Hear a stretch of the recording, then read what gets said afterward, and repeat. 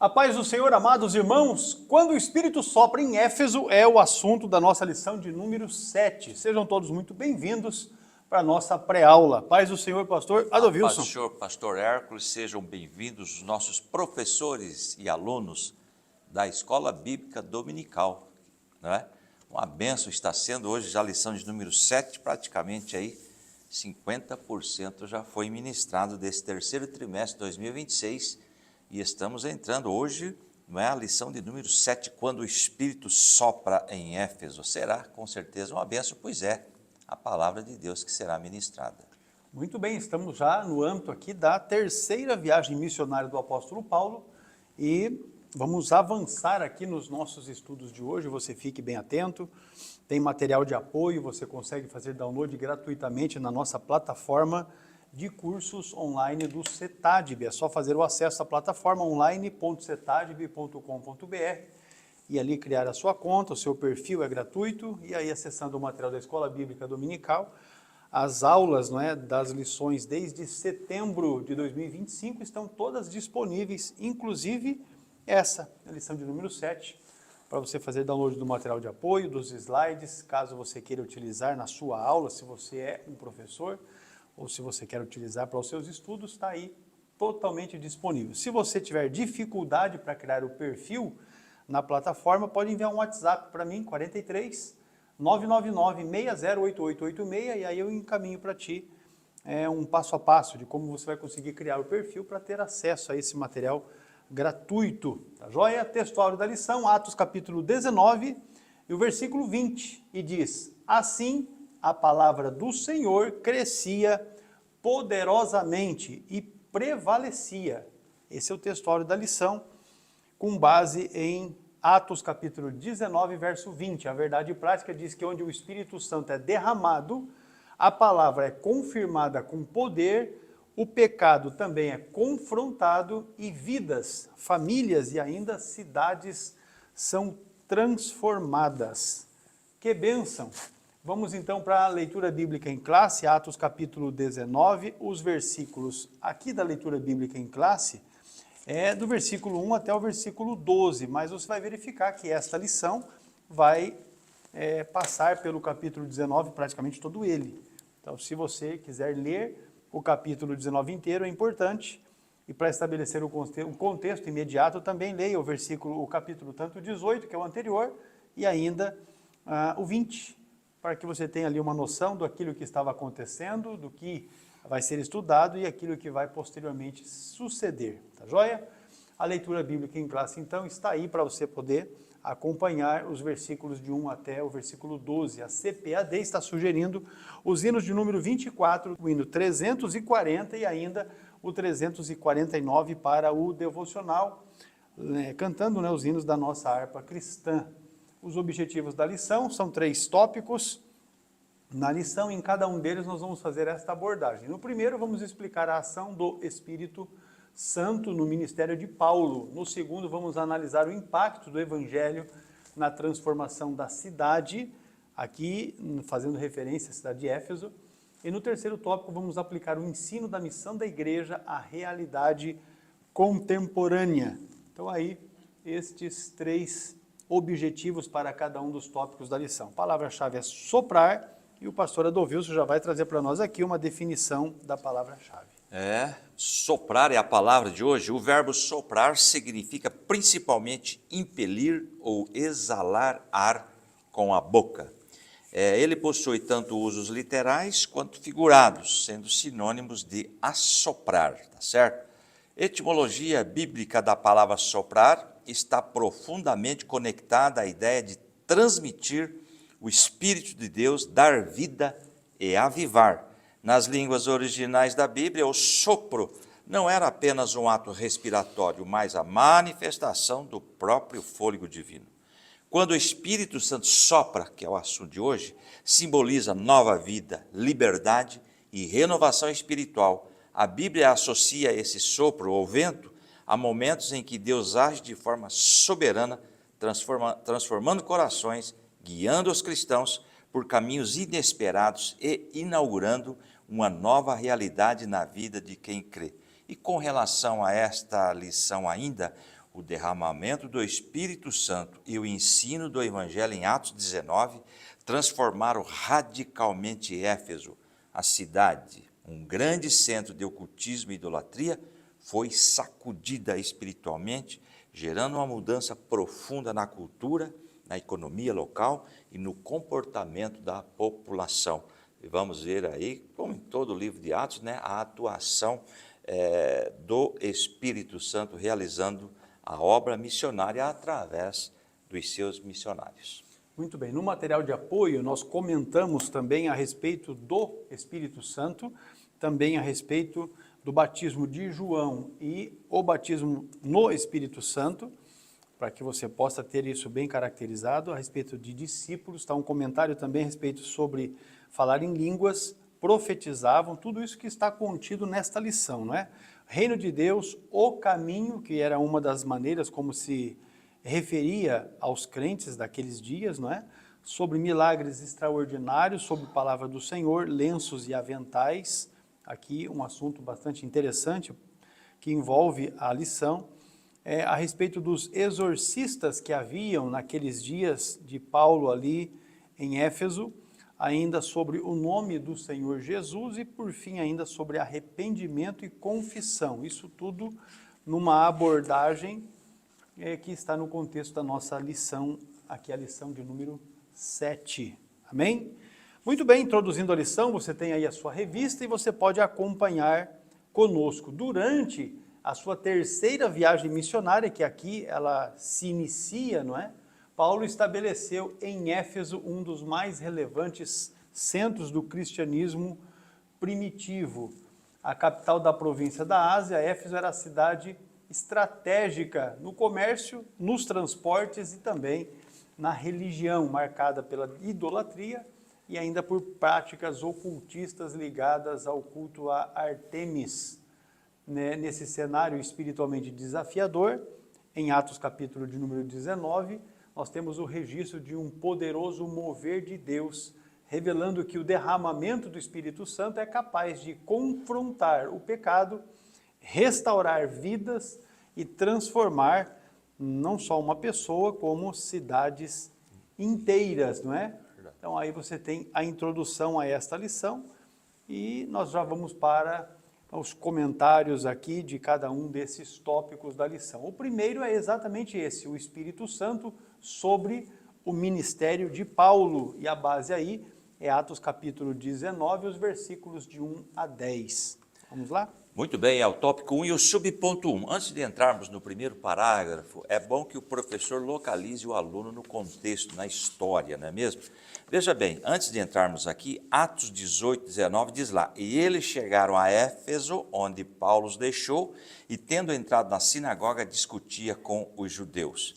Em Atos 18, 19, Paulo e Priscila e Áquila chegaram à estratégica cidade de Éfeso. Paulo deixa o casal na cidade para estabelecer um alicerce missionário, mas vai imediatamente à sinagoga local para debater e semear a mensagem do Evangelho. Lembrando os irmãos, tá? Lá no capítulo 18, nós estudamos Paulo em Corinto.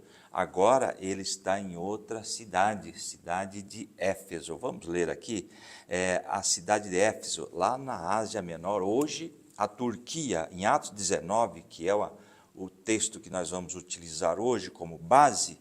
Éfeso é descrita como a maior e mais rica metrópole comercial da Ásia Menor, com cerca de aproximadamente 200 mil habitantes.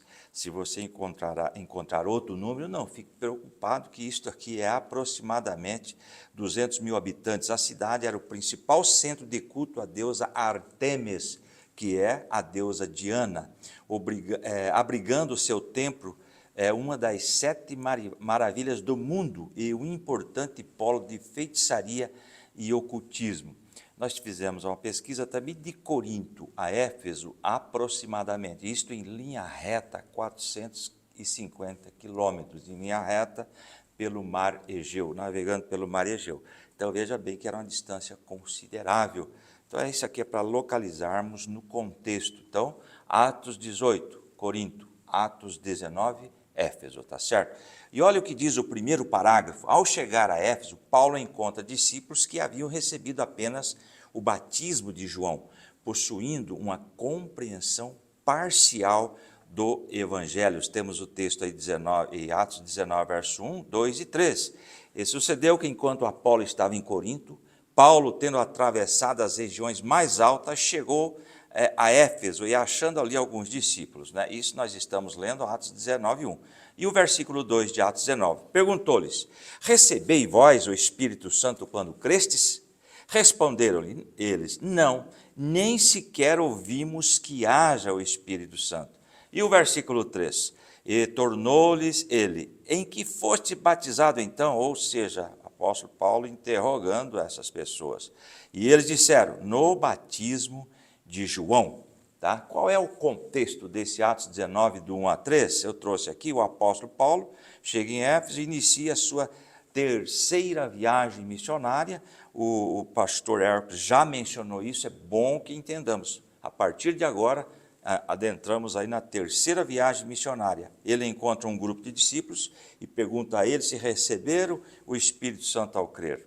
Eles respondem que nunca ouviram falar dele e revelam ter recebido apenas o batismo de João Batista.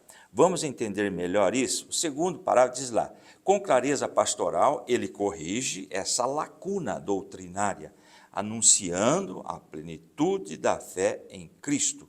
Aqueles discípulos são batizados em nome de Jesus e receberam o Espírito Santo, evidenciado por línguas e profecias. Tá? Agora eu quero trazer um adendo sobre isso, senhoras e senhores, interessante.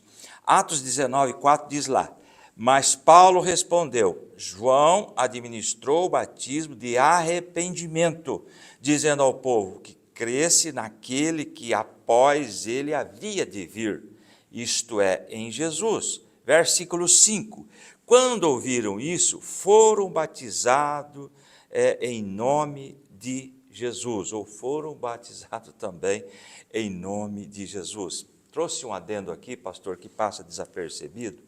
Em Atos 19, 5, o apóstolo Paulo rebatiza um grupo de discípulos. Olha que coisa que temos aqui, tá certo? Em Éfeso, porque o batismo anterior deles havia sido apenas o de João Batista. Esse batismo era focado no arrependimento, mas incompleto, pois desconheciam a morte e ressurreição de Jesus e a vinda do Espírito Santo. Então, o batismo de João está mencionado aí, que eles foram batizados antes de Jesus ser morto, antes de Jesus ser ressuscitado e antes do derramamento do Espírito Santo. Esse batismo era focado no arrependimento, mas incompleto. Vou ler aqui de novo. Pois desconhecia a morte, ressurreição de Jesus e a vinda do Espírito Santo. E Paulo lhes explica que a mensagem agora estava completa e que deveriam crer em Jesus. Portanto, ao receberem o entendimento correto e aceitarem o Evangelho de Jesus Cristo, eles foram batizados novamente agora em nome do Senhor Jesus, recebendo em seguida o Espírito Santo. É interessante que a validade do batismo de João era limitada por ter sido instituído antes da morte e ressurreição de Cristo. Ele não concedia o Espírito Santo. Então nós devemos entender isto, e depois disso, nós batizamos. Isso aqui não dá abertura para rebatismo ou vários batismos, porque a Bíblia diz que o batismo é um só, porque nós fomos batizados em água, reconhecendo a morte e ressurreição de Jesus Cristo. Então, não tem apoio bíblico para rebatismo ou batismo, batizar várias vezes, está certo?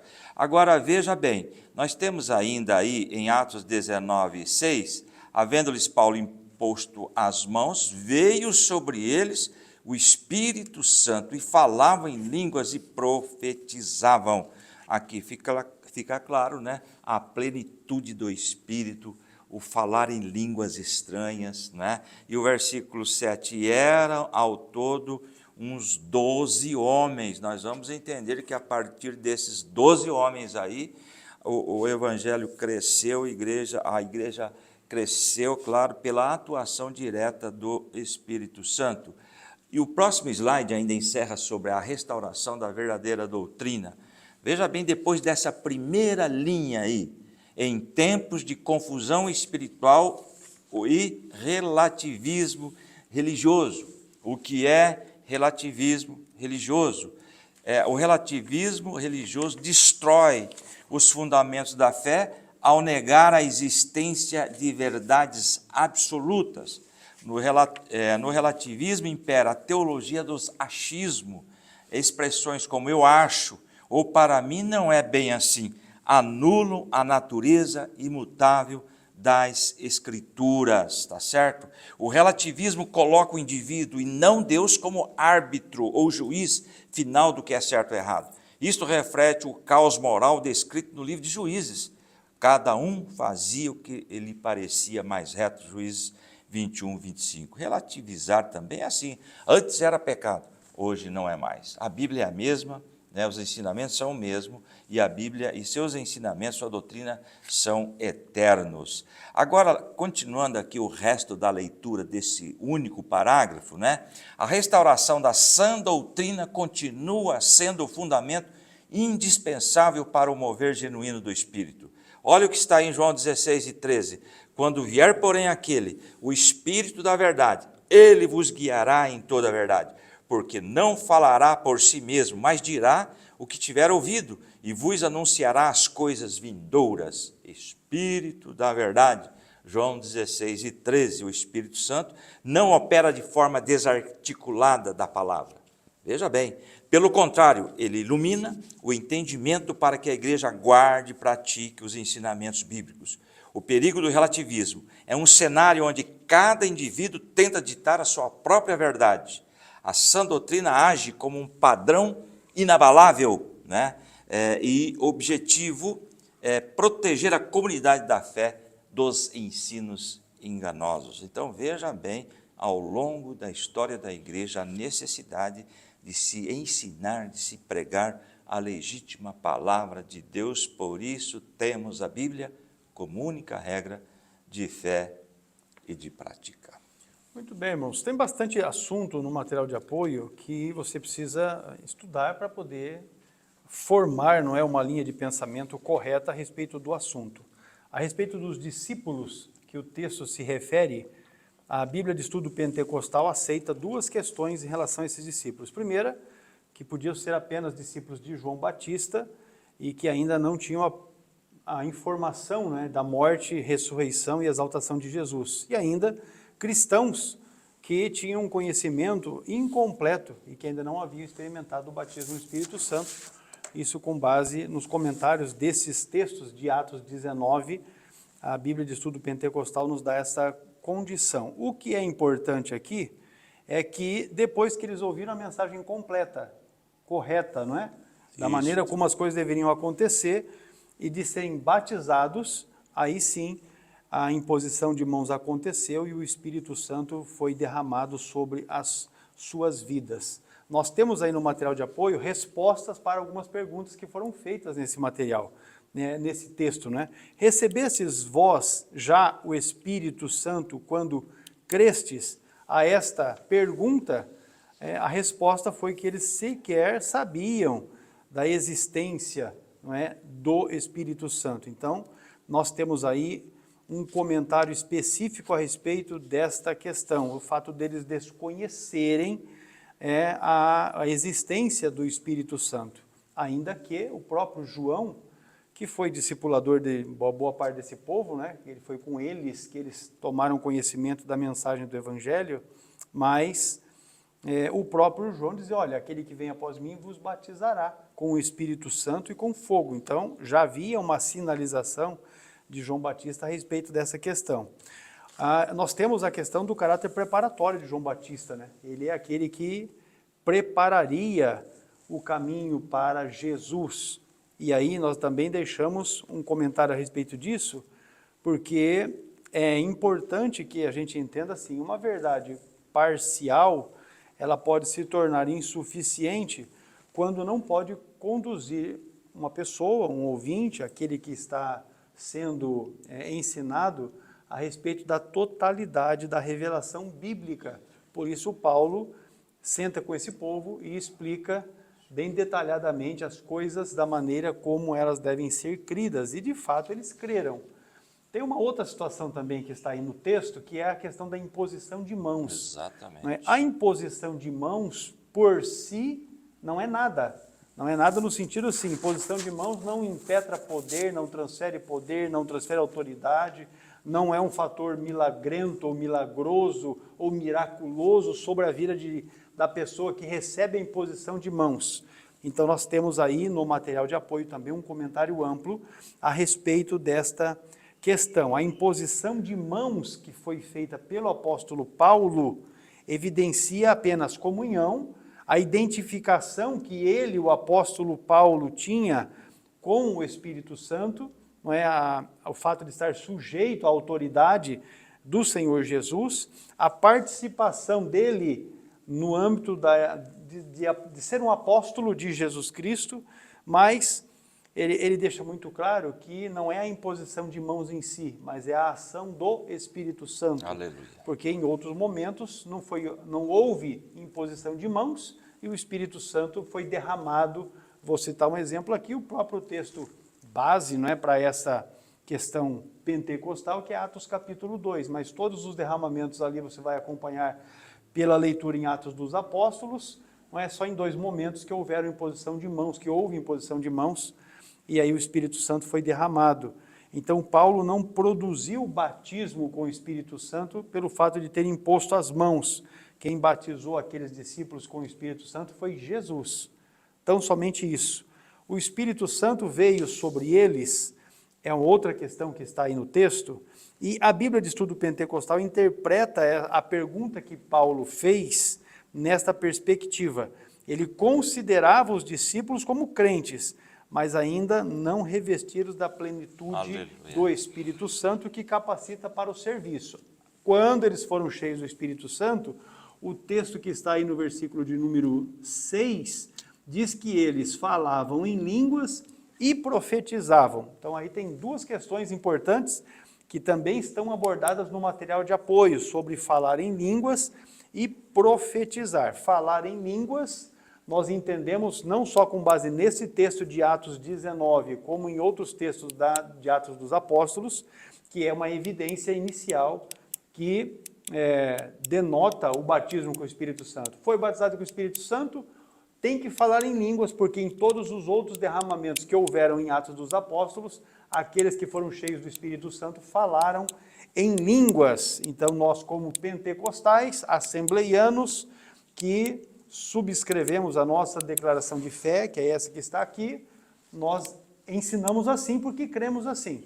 Quem é batizado com o Espírito Santo vai falar em línguas. Se não falou em línguas, ainda não foi batizado com o Espírito Santo. Mas aqui, eles não só falavam em línguas, como profetizavam. Então, a língua constituindo uma evidência física inicial do batismo com o Espírito Santo, aqui, não como resultado de um treinamento. No material de apoio deixei bem escrito isso.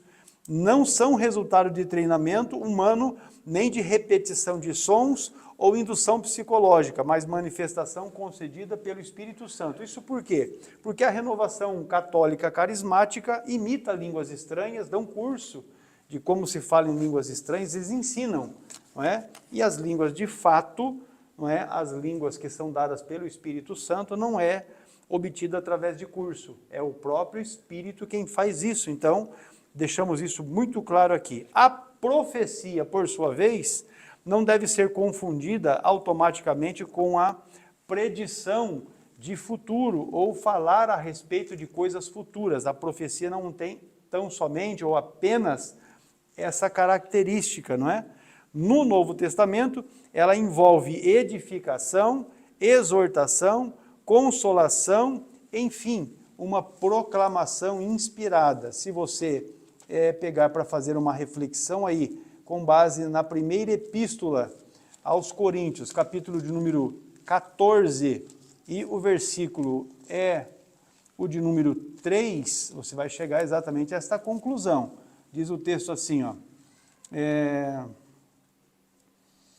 mas o que profetiza fala aos homens para edificação, exortação e consolação. Eu me refiro aqui a Coríntios, 1 Coríntios 14, e especificamente esse versículo 3, porque aqui em 1 Coríntios 14, Paulo está fazendo uma diferenciação entre o falar e orar em línguas com a interpretação e a profecia, que são coisas muito distintas. E aqui então está bem claro que a profecia tem essa característica.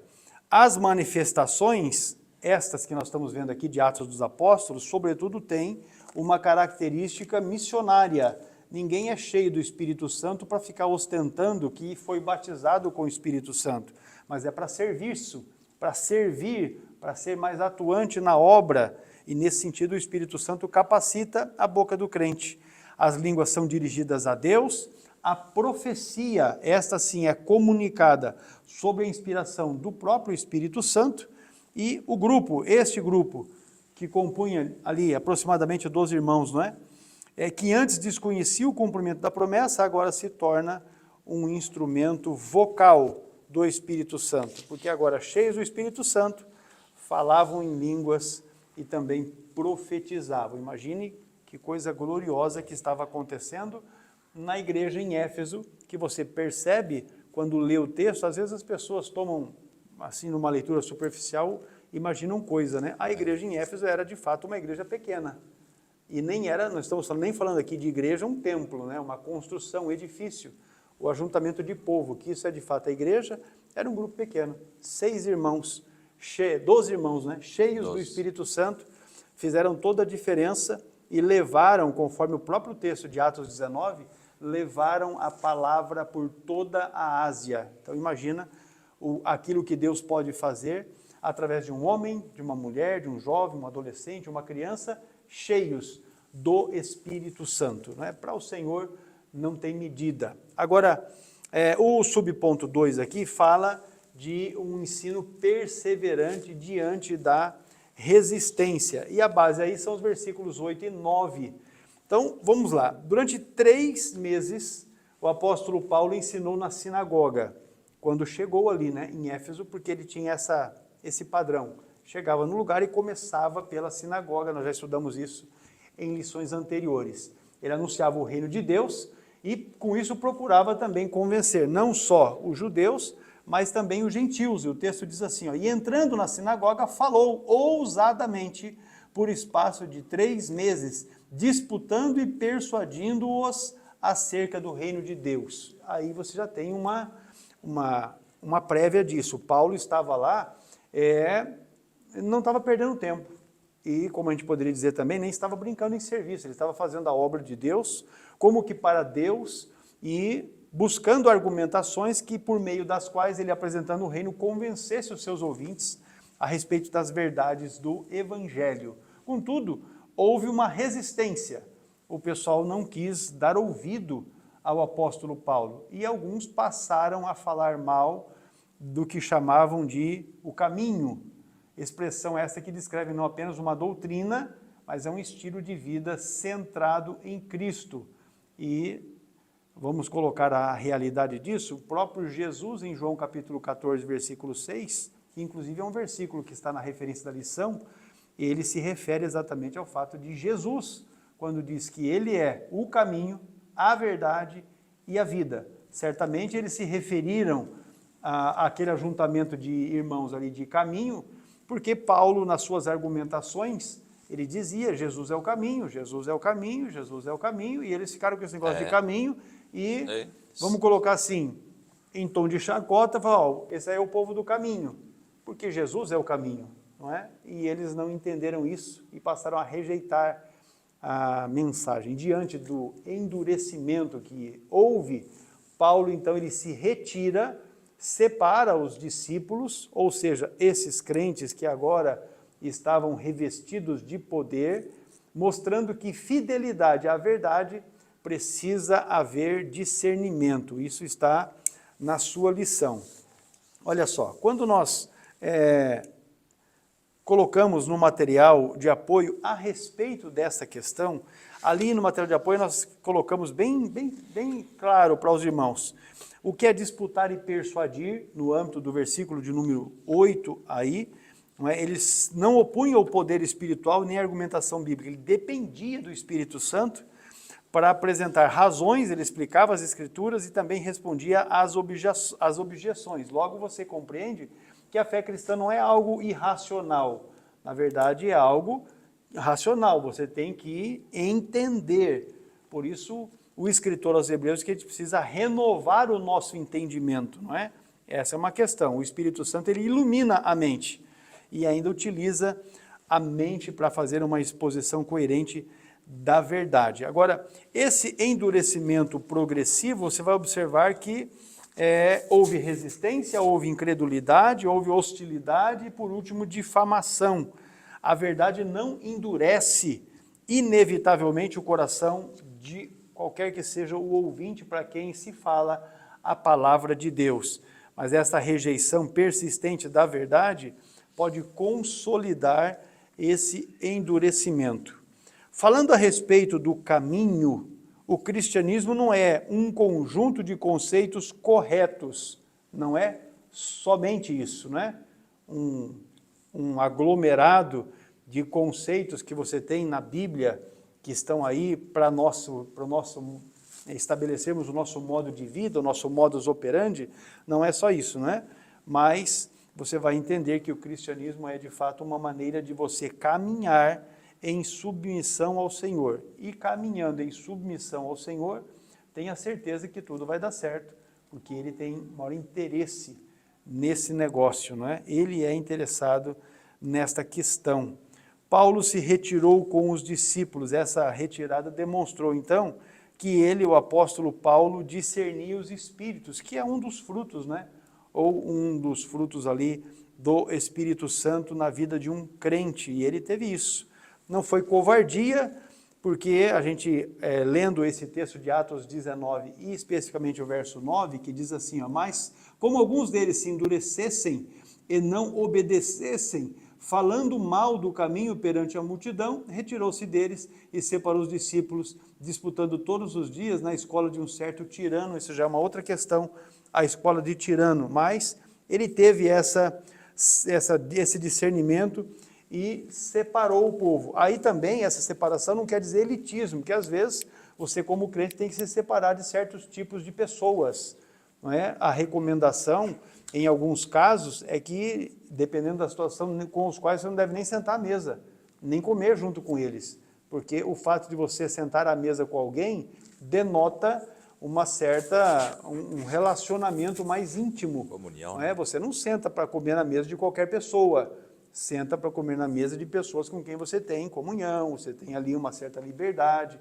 Inclusive, eu me recordo de uma palavra de um ex-presidente nosso, quando comentaram o fato de ele ter saído numa foto junto com alguém, e ele explicou exatamente isso. Ele disse, olha, eu não estava sentado à mesa com esse indivíduo, ele chegou ao meu lado na mesa e tiraram uma foto, mas eu não estava sentado na mesa com ele porque eu não dou liberdade de estar à mesa com um tal indivíduo. E isso reflete exatamente isso que nós estamos estudando aqui, né, em relação a esse caso. Há momentos que você precisa se separar. Há momentos que, na vida cristã, você precisa se separar de determinadas pessoas por causa de questões doutrinárias.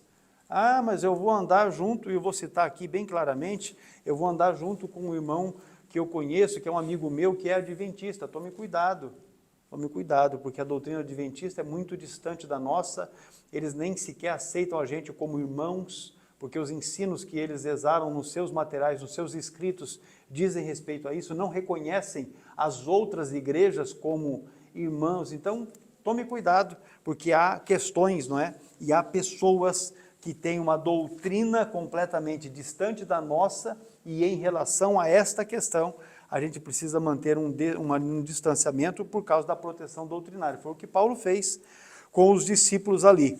E tem também a questão de estratégia missionária. Se ele estava pregando na sinagoga e o povo não queria ouvir, eu vou para outro lugar pregar. O fato é que eu tenho que pregar.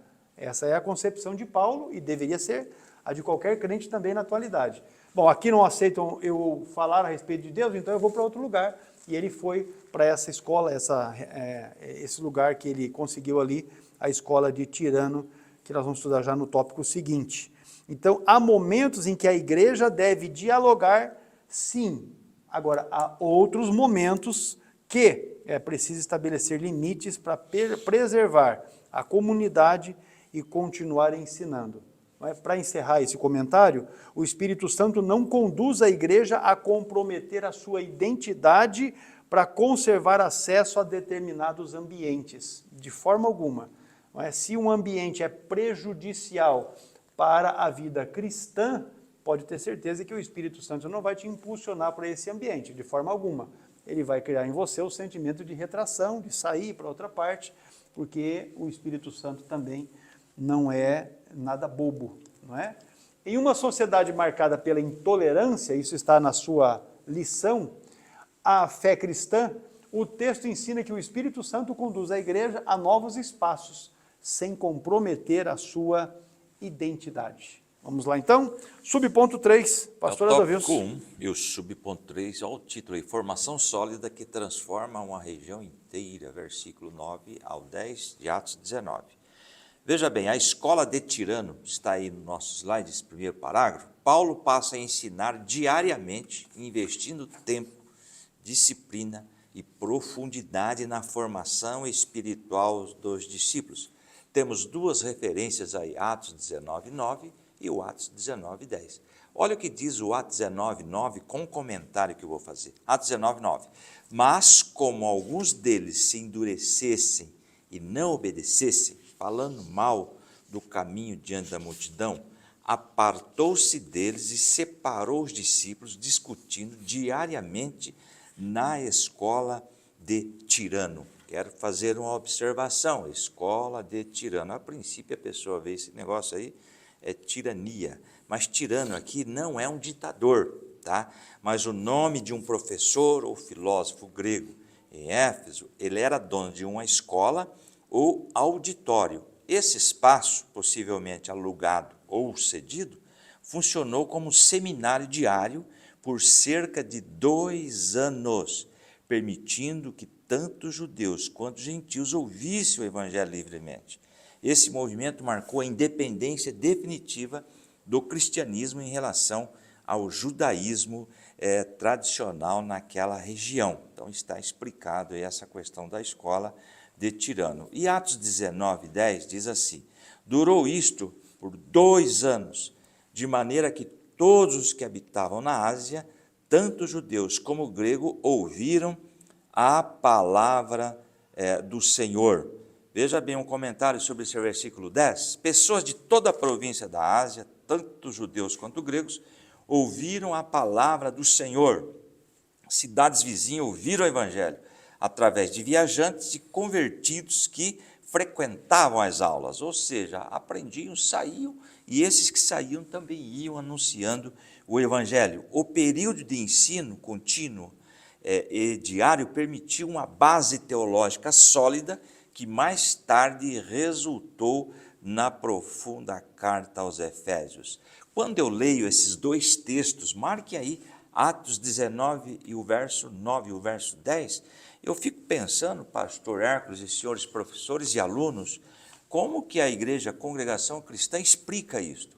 São 2 anos de seminário, são 2 anos de estudo aprofundado da Bíblia, dos textos que existiam na época, melhor dizendo.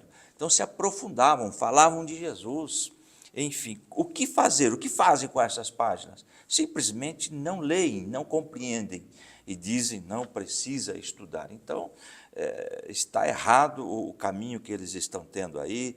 A palavra de Deus deve ser ensinada dioturnamente à igreja. Aliás, igrejas pentecostais e neopentecostais estão desviando o foco, que o foco, através da Bíblia, é o ensino. Primeiramente, é o ensino, que fique isto bem gravado. Olha o segundo parágrafo, o resultado é extraordinário. Toda a Ásia ouve a palavra do Senhor através do ensino, tá certo?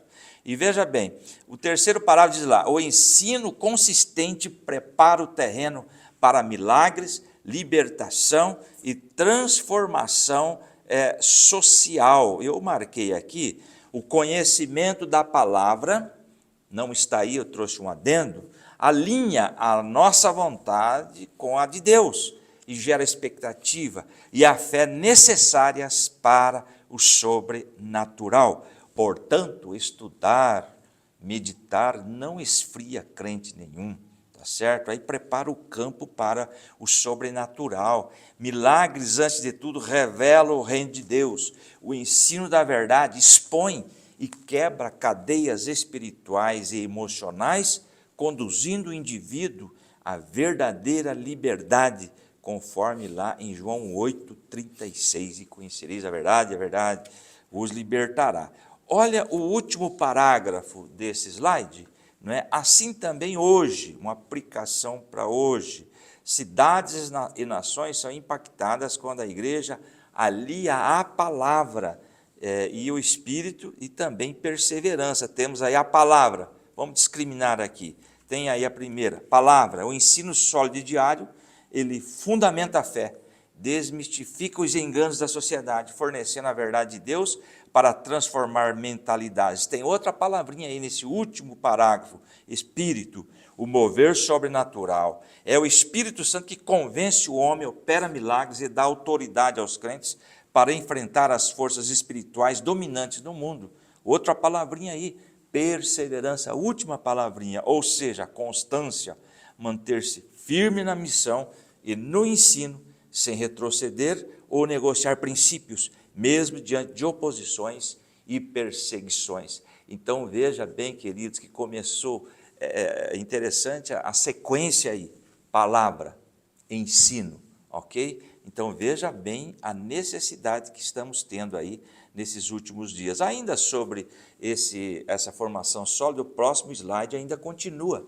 Esse mover em Éfeso prepara o cenário para manifestações ainda visíveis, mais visíveis do poder de Deus, como veremos no próximo tópico, quando o Evangelho confronta diretamente as forças espirituais que dominavam a cidade. Eu trouxe aqui no contexto, né, Atos 19, 11 a 20, são muitos versículos, não vamos ler. Qual é o contexto? O Evangelho confronta e derrota de forma esmagadora o ocultismo, a feitiçaria que dominavam a cidade de Éfeso. O relato demonstra o triunfo do poder de Deus sobre as forças espirituais das trevas, que controlavam a religiosidade e a cultura daquela metrópole. E esse assunto vai ser amplamente agora tratado em todo o tópico 2 a seguir.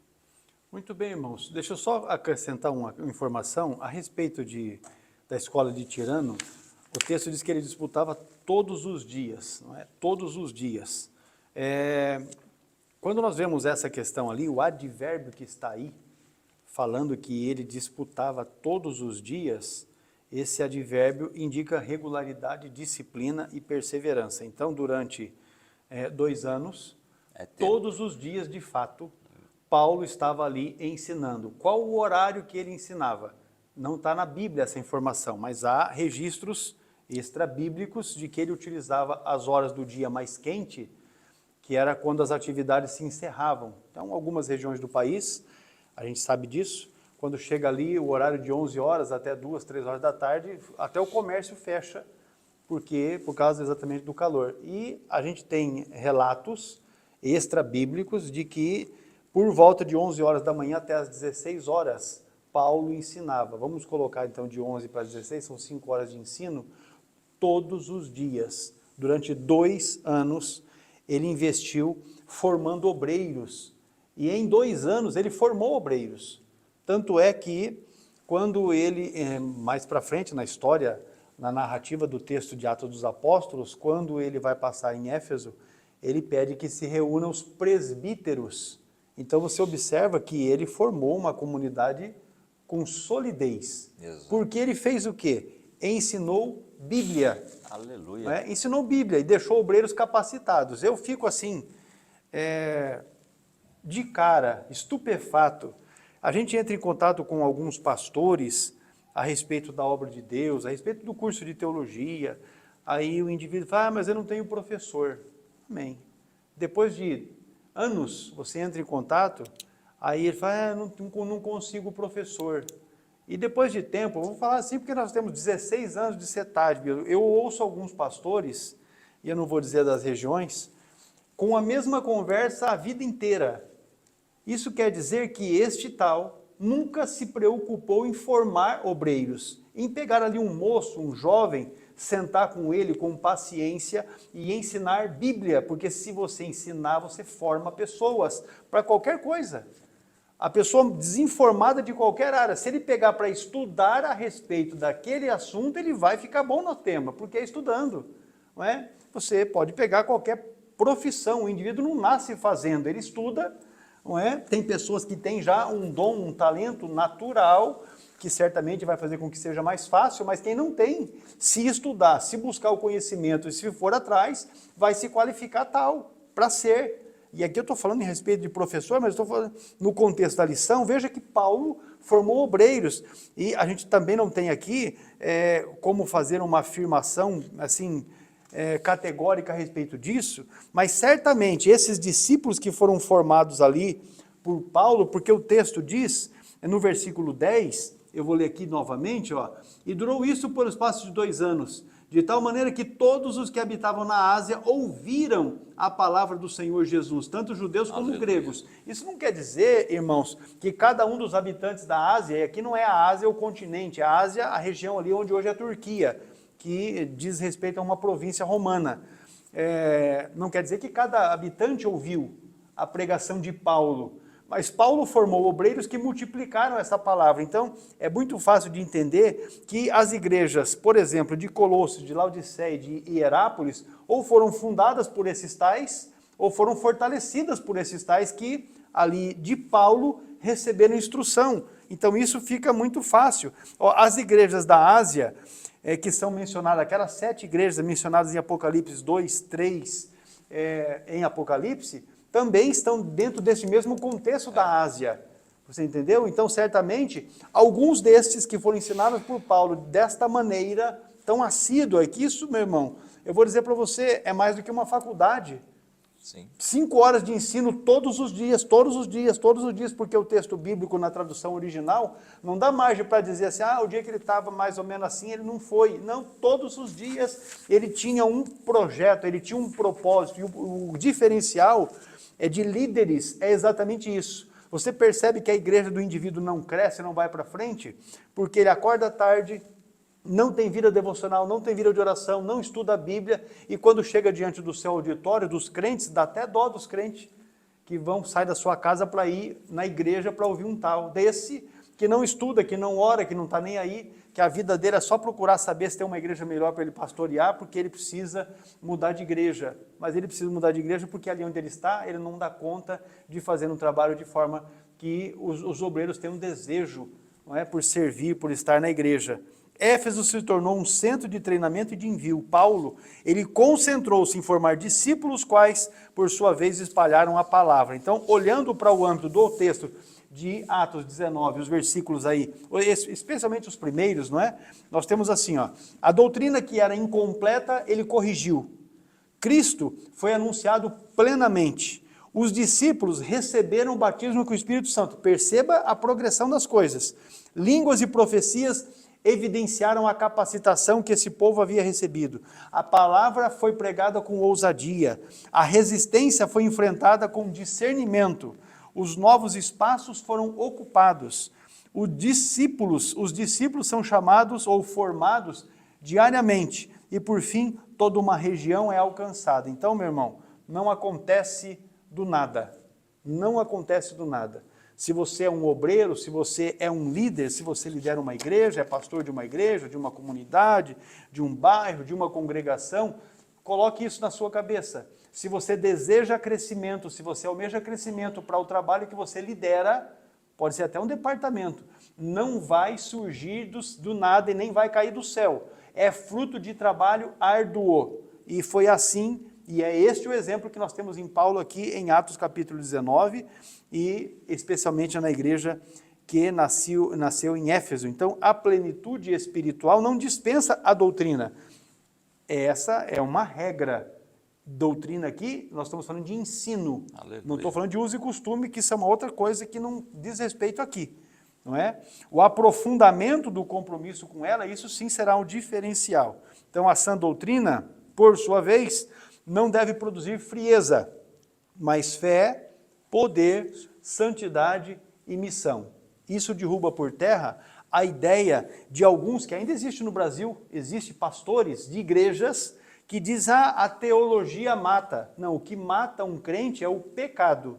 A teologia não mata crente, a teologia evidencia aqueles que de fato querem servir ao Senhor e que, pelo ensino da palavra, são impulsionados a servir. Para mim finalizar aqui, no material de apoio, não vou ler porque é um material mais extenso, nós deixamos aí aplicações para a igreja contemporânea, no âmbito pastoral, no âmbito espiritual, no que diz respeito à pneumatologia, à ação do Espírito Santo, no âmbito da pedagogia, no âmbito da obra missionária e também no âmbito da apologética, da defesa da fé. Nós temos aplicações, está no material de apoio, faça download, estude, porque conhecimento, meu irmão, adquirido, ninguém vai tomar de você, não é? Isso é uma realidade. No ministério de Paulo, o Espírito restaura a doutrina e fortalece o ensino fiel. Aleluia! É assim que é. Onde esta harmonia permanece, a igreja ela vai experimentar o poder de Deus, mas não só isso, né? Ela vai ser preparada para levar o evangelho muito além dos seus próprios limites. Agora vamos fazer um intervalo e na sequência vamos voltar aqui já com o tópico 2 da lição, o derramamento do Espírito Santo e o impacto do evangelho na cidade. Aqui no caso, a cidade de Éfeso. Já voltamos.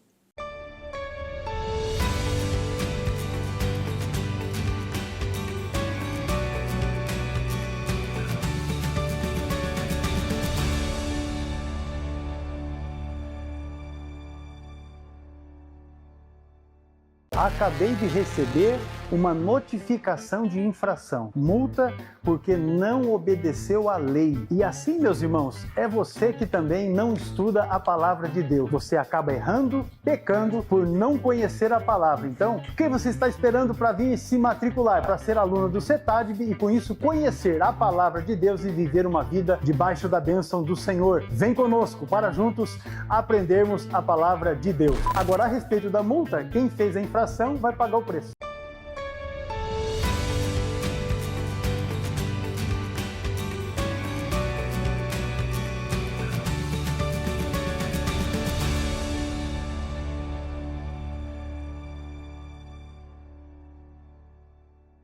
Tópico 2 da lição, irmãos, o derramamento do Espírito Santo e o impacto do Evangelho na cidade. A base é Atos capítulo 19, os versículos de 11 ao 20. Pastor Adolfo. Vamos lá, é o tópico 2, o subponto 1 tem um título aí, Manifestações Extraordinárias do Poder do Espírito, versículos 11 e 12. Esse primeiro parágrafo diz assim, o derramamento do Espírito Santo em Éfeso não se restringiu à proclamação verbal do Evangelho, mas foi confirmado por sinais extraordinários. Glória a Deus. O que eu trouxe aqui, depois desse primeiro parágrafo, vamos relembrar um pouquinho? Relembrando o derramamento em Éfeso, em Atos 19, do 1 a 7, que a princípio nós já comentamos, o apóstolo Paulo encontra alguns discípulos em Éfeso, batiza-os em nome de Jesus, e ao impor-lhe as mãos, eles recebem o Espírito Santo. E o versículo 7 encerra o relato dizendo, eram ao todo uns 12 homens, lá em Atos 19, do 1 ao 7. Então, veja bem o princípio. Daí cresceu a igreja, não é? Claro, com a presença e a atuação do Espírito Santo fazendo milagres, conforme nós vamos ver agora. Olha o segundo parágrafo. Deus operava milagres incomuns por meio de Paulo, promovendo curas e libertações que autenticavam a mensagem anunciada. Ou seja, a princípio pregavam a mensagem, anunciavam a mensagem. Aí sim, os milagres aconteciam. Olha o que diz lá em Atos 19, 11. E Deus, pelas mãos de Paulo, fazia milagres extraordinários. Atos 19, 12. De sorte que lenços e aventais eram levados do seu corpo aos enfermos e as doenças os deixavam e saíam deles os espíritos malignos. Esse aqui dá um comentário bom. Esse dá. Veja bem, eu trouxe aqui sobre esse versículo 12, Deus realiza milagres extraordinários pelas mãos do apóstolo Paulo. O lenço, qual lenço era? Que absorvia o suor do trabalho do apóstolo. Pode ser até o mesmo um lenço, vamos dizer, que nós usamos hoje, Claro, lá era diferenciado, não era a mesma qualidade, o mesmo, não era outro modelo. E o avental? Eram apenas pontos de contatos físicos, tanto o lenço como o avental, pontos de contatos físicos, evidenciando que o poder vinha exclusivamente de Deus e não do objeto, tá? Eu escrevi aqui ainda sobre isso. Em Éfeso, práticas de feitiçaria e amuletos eram comuns. Deus respondeu a essa realidade com manifestações tangíveis da sua graça, provando que o Evangelho de Jesus Cristo é superior a qualquer superstição. Ou seja, os milagres aconteciam após a pregação do Evangelho. Quem fazia os milagres aqui era o Deus de Paulo, tá certo? Veja bem, ainda nesse segundo parágrafo, o versículo 18 de Romanos diz lá: porque não ousarei falar de coisa alguma, senão daquilo que Cristo, por meu intermédio, tem feito para a obediência da parte dos gentios, por palavras e por obras, pregação e milagres. E o 19, pelo poder de sinais e prodígios no poder do Espírito Santo, de modo que desde Jerusalém e arredores até a Ilíria tenho divulgado o Evangelho de Cristo. O que significa isso aqui? Romanos 15, 18 e 19, que é as referências aí, Paulo resume a essência de seu ministério missionário. Ele esclarece que o seu sucesso na expansão do Evangelho entre os gentios não vinha da sua própria força ou sabedoria, mas exclusivamente do poder transformador do Espírito Santo, demonstrando através de suas palavras, ações e milagres. E olhe ainda depois do terceiro parágrafo, nós vamos comentar. Até objetos que tocaram o apóstolo tornaram-se instrumentos de ação divina, não por si mesmos, mas pelo poder de Deus que responde à fé. Depois desse primeiro parágrafo, vamos voltar aqui, retroceder um pouquinho, Atos 19, 11 e 12, que é a leitura que está aí sendo indicada no título desse slide, onde os lenços e aventais que tocaram Paulo em Éfeso curavam os enfermos. O poder não residia nos objetos, mas a soberania de Deus que respondia à fé das pessoas e à conexão com João 14, 12.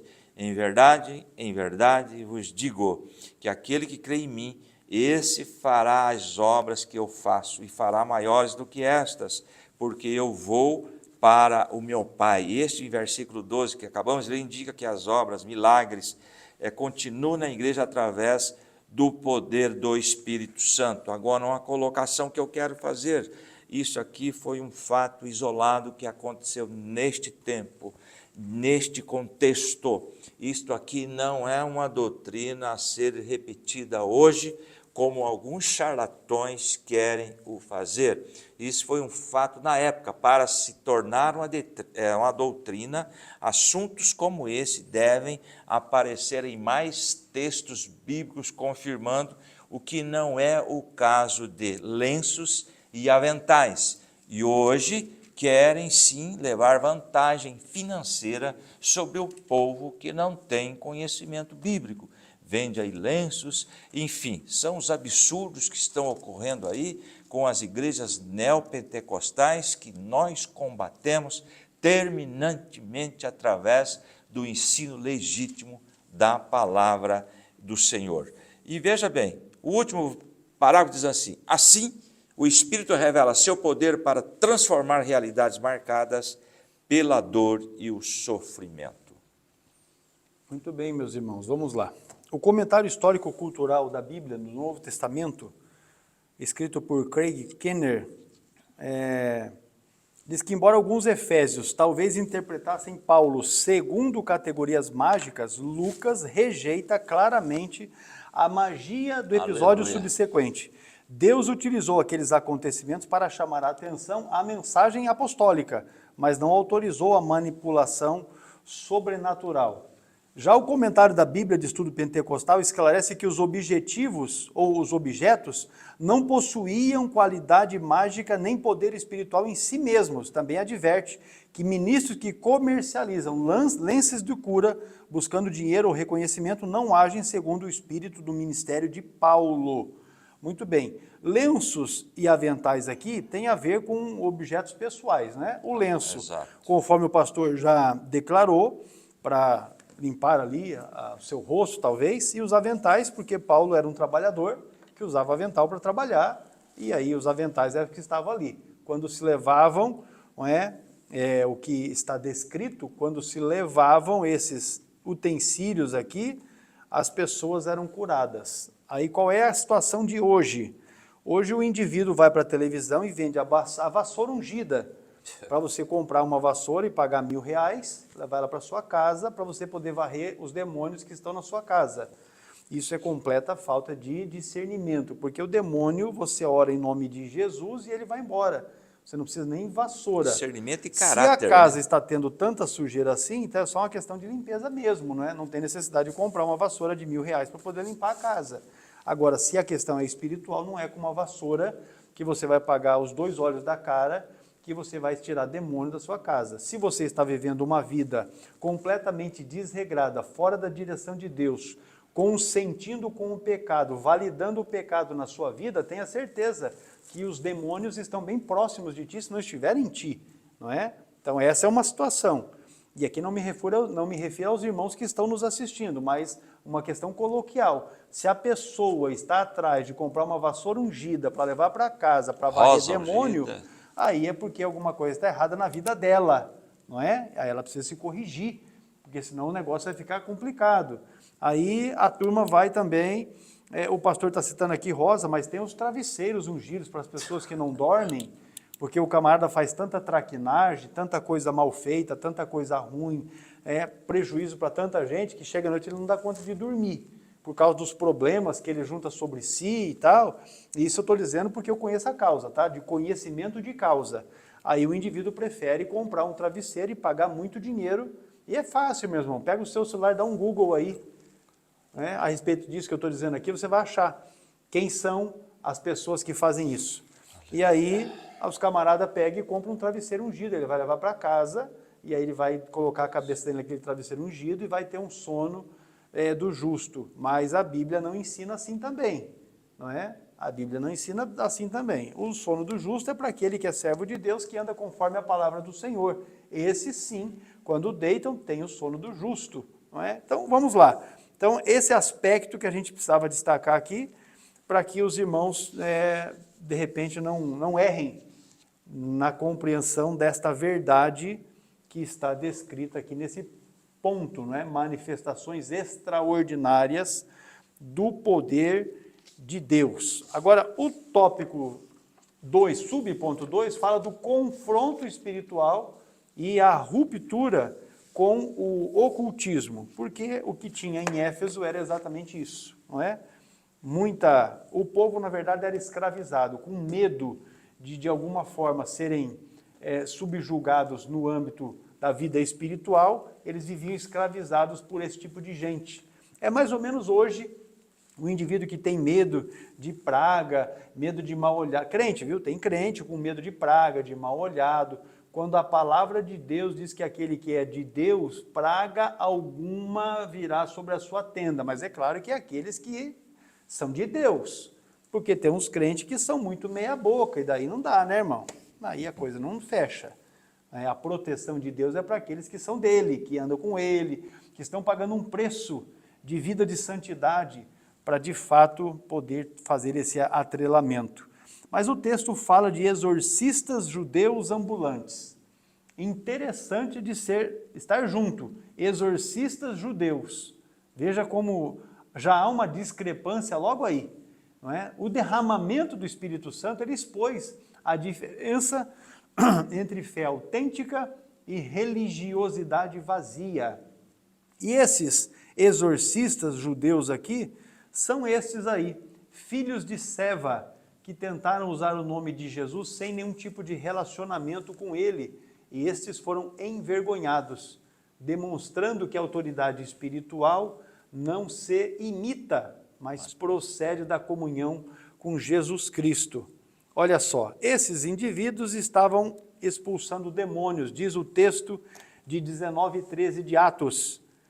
E alguns dos exorcistas judeus ambulantes tentavam invocar o nome do Senhor Jesus sobre os que tinham espíritos malignos, dizendo: esconjuro-vos por Jesus, a quem Paulo prega. Então eles estavam tentando imitar. Bom, eles viram que Paulo, usando a autoridade do nome de Jesus, os demônios se lhe submetiam, eles falaram: vamos também, em nome de Jesus, a quem Paulo prega, mas eles mesmos não tinham essa comunhão, eles não desfrutavam de autoridade espiritual, porque a autoridade espiritual não se compra com dinheiro também. Isso é fruto de relacionamento com o dono da obra. Então, você, observando isso, vai verificar que alguns textos que falam a respeito desses mágicos antigos revelam o uso, inclusive, de elementos judaicos. No material de apoio está isso bastante comentado para que os irmãos possam ter dúvidas a respeito disso saradas. Inclusive, alguns achavam que se conseguisse pronunciar o nome de Deus de forma correta, isso também seria uma maneira de ter algum benefício, alguma vantagem no âmbito espiritual. O nome de Deus, na verdade, até a maneira correta de escrever o nome de Deus se perdeu. Não é porque os judeus, com medo de tomar o nome de Deus em vão, passaram a identificar o nome de Deus com o tetragrama, para não escreverem o nome de Deus e de repente caírem no pecado que está lá no decálogo, entendeu como é? Então, eles achavam que se pronunciasse o nome de Deus, até invocavam Salomão, enfim, nessa mentalidade de conhecer o nome de uma divindade ou de um espírito, supostamente, eles estavam achando que isso permitiria coagi-lo ou ainda controlá-lo. E, ao observar os resultados do ministério de Paulo, então eles acharam que teriam essa vantagem. O texto fala de 7 filhos de Seva. Se o próprio texto está se referindo que são judeus, não é? Lucas identifica esses praticantes desses encantamentos como filhos de Seva, judeu, principal dos sacerdotes. O fato é que, historicamente, não se tem referência a alguém que seja Sevas, que tenha sido sacerdote. Não é? Então, entende-se que esse Sevas, ou ele se autodenominava um sacerdote, não é? Ou que ele, de repente, pertencia a uma família sacerdotal importante e, por isso, estava reivindicando esse título, mas ele próprio não tem registro de que tenha sido sacerdote. Então, isso é uma importante informação que os irmãos têm ali. O testemunho do espírito maligno, que é interessante, porque o espírito maligno, no versículo 15, diz assim: conheço a Jesus e bem sei quem é Paulo, mas vós, quem sois? A questão, meus irmãos, é que para que você tenha a condição de exercer, não é, a autoridade do nome de Jesus, você tem que ser conhecido no céu, porque no inferno, os meninos aqui eram conhecidos no inferno, né? Os demônios sabiam. Agora, você que usa o nome de Jesus, que invoca o nome de Jesus, é conhecido no céu, porque se você é conhecido no céu, pode ter certeza que ao invocar o nome de Jesus, o resultado virá, ele acontecerá, não é?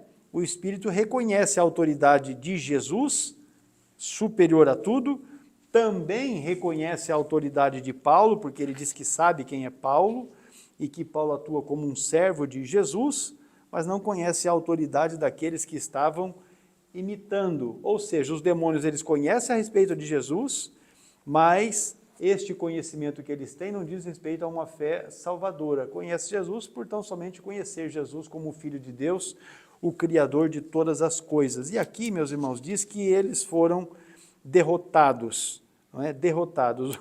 O texto ainda é bem claro quando menciona este fato, em Atos capítulo 19, eu vou já pegar aqui para os irmãos, eu acabei esquecendo o óculos, mas não vai ser difícil de achar. E saltando neles, o homem que tinha o espírito maligno,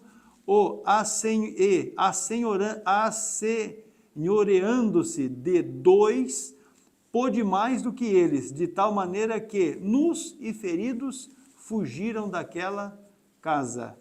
Veja que eles foram lá tentar repreender o demônio e apanharam.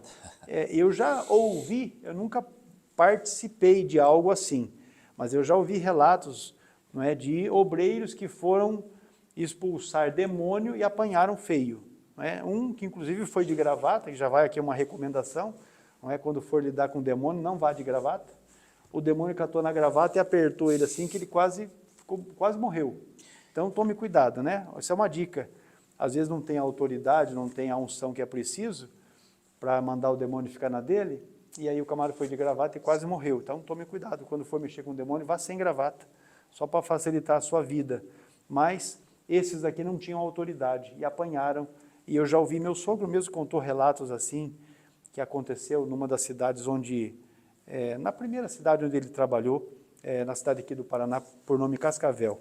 Muito bem, o texto fala de temor e exaltação do nome de Jesus, no versículo número 17, tem aí um comentário a respeito disso, mas eu quero dizer aqui do que está no verso 18, e muitos dos que tinham crido vinham confessando e publicando os seus feitos. O que é que está acontecendo aqui, pastor Hércules?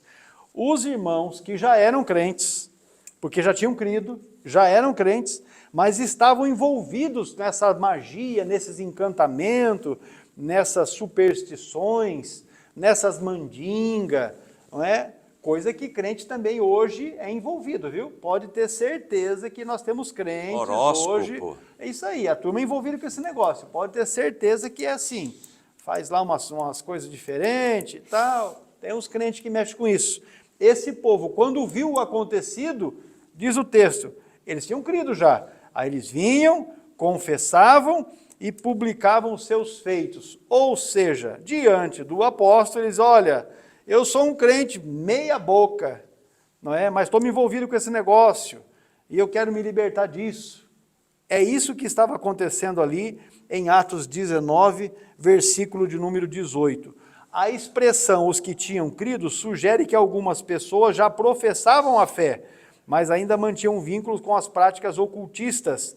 O impacto do temor de Deus levou-os a confessar publicamente os seus atos. Logo, o avivamento não atingiu tão somente os incrédulos, mas a própria comunidade cristã que estava nascente ali. O Espírito Santo trouxe convicção de pecado. Isso é uma coisa que hoje em dia está assim, muito pouco acontecendo, não é? Convicção de pecado e expôs áreas que ainda não estavam entregues ao senhorio de Cristo.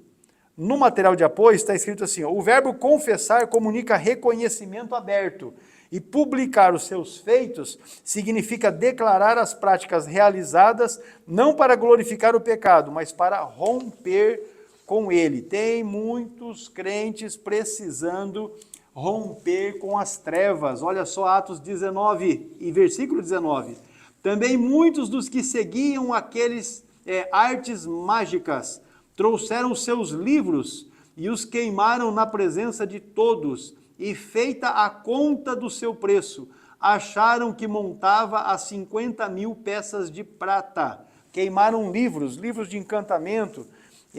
Eu me recordo que um tempo que eu servi a Deus na cidade de Porto União, União da Vitória, divisa do Paraná com Santa Catarina, uma pessoa que foi para a igreja e que foi liberta em um dos cultos ali, pediu que fôssemos à sua casa, e chegando lá, ela tinha imagens de escultura das mais diversas, mas ela tinha lá também um livro do tal de São Cipriano, e eu vou dizer para os irmãos, ela sugeriu que aquilo fosse queimado como está aqui. Obviamente que nós não colocamos a mão em nada para queimar, porque não eram objetos nossos e nós não podemos fazer isso, não é? Fica a dica aqui também. Mas ela pegou um latão e foi quebrando e jogando aquilo tudo para dentro e tacou fogo. E a gente percebeu a notoriedade daquilo que estava acontecendo por causa da maneira como Deus libertou aquela mulher, entendeu? Queimou. Tem gente que o indivíduo aceitou Jesus, mas ele tem lá uns LP do... Acho que se eu citar o nome dos artistas aqui agora vai ficar ruim, né? Acho que se eu citar o nome vai ficar ruim. Mas tem lá uns LP de um certo cantor maluco beleza. Um pouquinho do tem Egito está lá ainda. Ele tem um pezinho lá ainda. Então, olha, às vezes, meus irmãos, as coisas não estão dando muito bem na sua vida, as coisas não estão acontecendo como deveria acontecer, porque lá tem um vínculo, você ainda tem um pezinho lá. E aqui nós temos um exemplo muito claro de que quando as pessoas se entregam de fato, Deus age e aí as coisas acontecem com certeza. A queima foi voluntária, ela foi pública e foi irreversível. Pronto. Olha só. Eles não pegaram os livros para vender, porque às vezes o cara fala, não, isso aqui, agora eu sou crente, isso aqui não me serve mais. Ele pega um jeito de vender, põe no Mercado Livre, põe na OLX, né? Põe lá nesse lugar tudo aí para vender, porque para ele não serve. Mas se não serve para mim, porque é uma coisa que vai trazer mal, que não é correto, não vai servir para outro. Então, qual é o melhor negócio? É acabar. Acaba. Queima, destrói. Não venda para outro, não passe para outro, porque se não é bom para você, não vai ser bom para outra pessoa também. Aqui, fizeram a conta, e eu coloquei um comentário a respeito disso, né? Fizeram uma conta, 50 mil peças de prata, o valor que foi levantado, calculado ali. O termo provavelmente se refere a dracmas. Cada dracma aproximadamente corresponde ao pagamento da diária de um trabalhador. Hoje aí, aproximadamente 150, 160 reais a diária de um trabalhador. 50 mil, meu Deus do céu, pensa, se o valor não era alto. Então, meus irmãos, destruir é a confirmação de que não pretendiam retornar às antigas práticas, nem obter lucro com aquilo que agora reconheciam como pecaminoso. Pastor Adolvilson, vamos lá para o subponto 3? Isto. É o tópico 2 e o subponto 3, a palavra que cresce e transforma uma cidade inteira. Vamos ver aí que contagiou do modo positivo aí a pregação do Evangelho. Veja bem, o resultado do derramamento do Espírito, não é? Espírito Santo é resumido na afirmação: assim a palavra do Senhor crescia poderosamente e prevalecia. Atos 19, 20, é esse texto que nós encontramos aí, né? E o crescimento ainda, continuando a leitura, o crescimento do Evangelho ocorreu tanto em número quanto em profundidade espiritual, produzindo mudanças de valores, hábitos e comportamentos. É aquilo que nós já havíamos falado, a campanha evangelística, 100 pessoas aceitam a Jesus Cristo, mas houve uma mudança real, houve mudança de hábito, houve mudança de comportamento, só trazendo para os nossos dias. E tem um texto de Colossenses 1 e 6, mas eu quero ler o 5 também, por causa da esperança que vos está reservada nos céus, da qual antes ouvistes pela palavra da verdade do Evangelho. Olha o versículo 6, que já chegou a vós, como também em todo o mundo, frutificando e crescendo, assim como entre vós, desde o dia em que ouvistes e conhecestes a graça de Deus em verdade. Aqui está falando do crescimento, aqui está falando da poderosa palavra de Deus que prevalecia. Eu trouxe um adendo sobre isto. Em Éfeso, o mover do Espírito Santo resultou em uma transformação radical da cidade, tá certo? O Evangelho impactou cosmovisões e valores sociais, culminando no arrependimento público e na queima de livros de magia avaliados em 50 mil moedas de prata, que o pastor já comentou. A manifestação do poder de Deus subjugou as práticas ocultistas locais. O texto demonstra que o avivamento não se limitou a um derramamento de dons, mas resultou na autoridade, no impacto da palavra de Deus na sociedade. Com isso, a igreja experimentou um crescimento, não apenas numérico, mas em maturidade espiritual, mudando a realidade idólatra da metrópole asiática. Eu estou falando aqui de avivamento. Pastor Erco, senhores professores e alunos estão equivocados com relação ao que seria avivamento. Noite do avivamento, congresso do avivamento. O que seria avivamento? O avivamento é retorno à palavra do Senhor. O que é avivamento? É arrependimento. O que é avivamento? É mudança de vida. Não é esses movimentos que estão ocorrendo aí. Infelizmente estão usando aí de maneira equivocada essa questão de avivamento, certo? Avivamento é arrependimento, ok? Queridos, veja bem, o último parágrafo diz assim: onde o Espírito é derramado, a palavra avança, e a santidade é restaurada, e a sociedade é impactada. Ainda no próximo slide, pastor Hércules, esse progresso prepara o cenário para o próximo confronto em Éfeso, quando o Evangelho tocará interesses econômicos. Olha aí. e estruturas idolátricas, revelando que o poder de Deus transforma não apenas o indivíduo, mas também aí sistemas inteiros, influenciando até na questão econômica. Nós temos aí os textos de Atos 19, do 23 ao 27, que diz lá, Atos 19, 23 a seguir: por esse tempo houve um não pequeno alvoroço acerca do caminho. 24, porque certo ourives, por nome Demétrio, que fazia da prata miniaturas do templo de Diana, proporcionava não pequeno negócio aos artífices. E o 25, os quais ele ajuntou, bem como os oficiais de obras semelhantes, e diz: senhores, vós bem sabeis que desta indústria nos vem a prosperidade, ou seja, da fabricação de ídolos. E o 26, estáis vendo e ouvindo que não só em Éfeso, mas em quase toda a Ásia, esse sujeito aí, chamado Paulo, tem persuadido, não é, e desviado muita gente, dizendo não serem deuses os que são feitos por mãos humanas. Ou seja, esses ídolos que estamos fabricando não são deuses. Olha o Paulo atrapalhando a economia aí.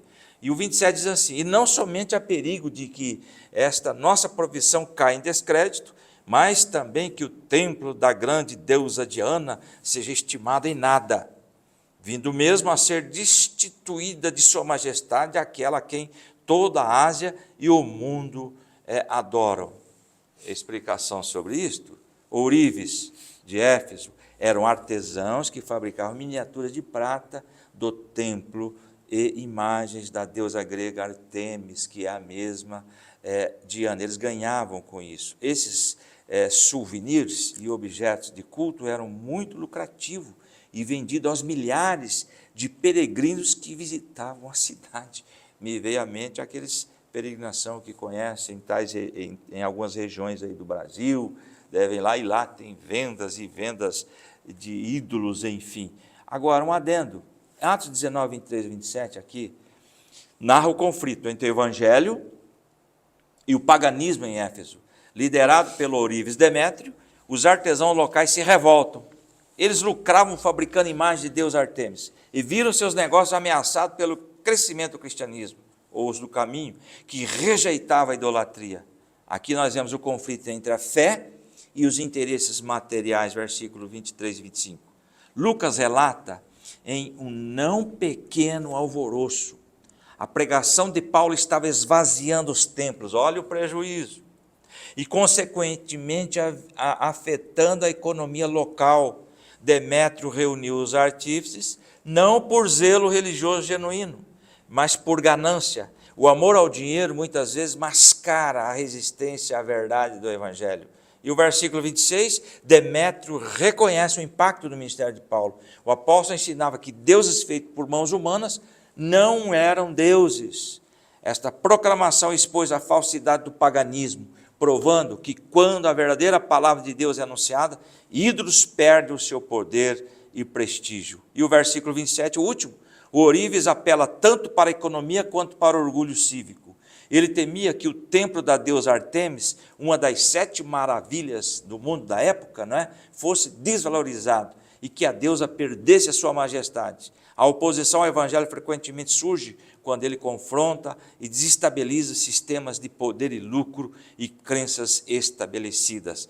Vemos aqui uma falsa religiosidade. Ele não estava preocupado com o desinteresse do povo pelo templo. Ele estava preocupado com o que ele ganhava, com o dinheiro que ele estava retirando do povo com esta mentira, usando a idolatria para isto. Muito bem, o tópico segundo trata do derramamento do Espírito Santo e o impacto do Evangelho na cidade. Neste tópico segundo, nós estabelecemos aqui princípios teológicos. E no material de apoio está comentado cada um deles. Certo. Poder e palavra são inseparáveis. A autoridade espiritual não pode ser imitada. O sobrenatural bíblico não é magia, não é mandinga. O avivamento produz ruptura, separação das coisas do mundo. E por último, transformação espiritual alcança estruturas sociais. Que é isso que o pastor Adolfo acabou de comentar aqui. Então, os irmãos fiquem atentos. No material de apoio, faça download, dê uma lida, porque certamente tem conteúdos que são imprescindíveis para o seu conhecimento e o seu crescimento. Em Éfeso, o Espírito Santo confirma o Evangelho e transforma a cidade. Aleluia. E a partir de Éfeso, meu Abrangido. Deus, muitas cidades foram alcançadas, não é? E nós louvamos a Deus pelo que aconteceu ali no passado e também pelo que acontece em nossas cidades atualmente. Último intervalo agora, já vamos retornar. Fique ligadinho com a gente, preste atenção no recadinho do CETAD aí para você. Já voltamos.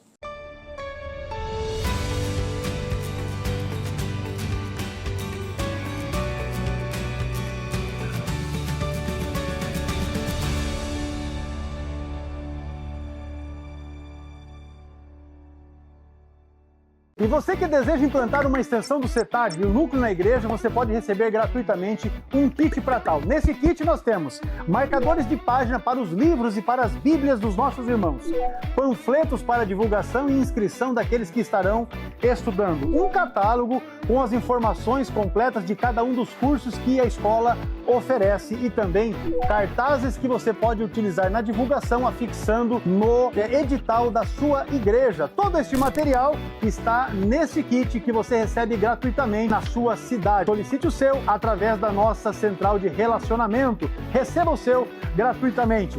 Vem conosco para juntos aprendermos a palavra de Deus.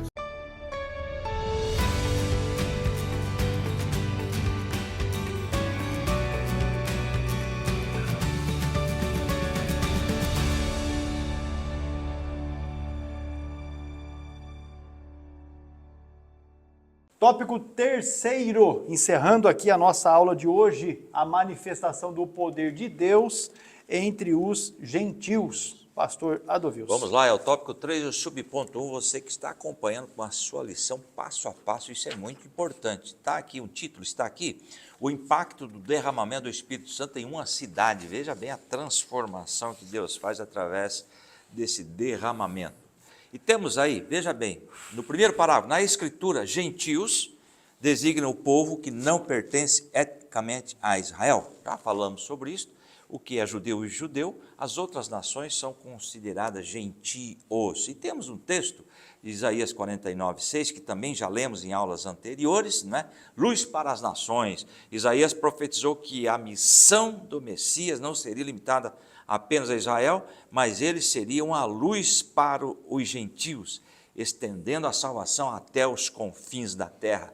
Temos um outro texto aí também nesse primeiro parágrafo, que é Romanos 3:29, né? Justificação pela fé é o assunto desse texto. O apóstolo Paulo esclarece que não há parcialidade em Deus. O mesmo Deus que salva judeus circuncisos pela fé também justifica os gentios incircuncisos, unindo todos em um só povo, provando aqui a ampla salvação de Deus por Jesus Cristo para toda a humanidade. Veja bem o segundo parágrafo. Em Éfeso, o derramamento do Espírito Santo alcançou uma cidade majoritariamente gentílica, mostrando que Deus transforma não apenas indivíduos, mas realidades coletivas. Depois desse segundo parágrafo, eu trouxe aqui um adendo. Esse mover ilustra como a ação transformadora de Deus não se restringe ao indivíduo.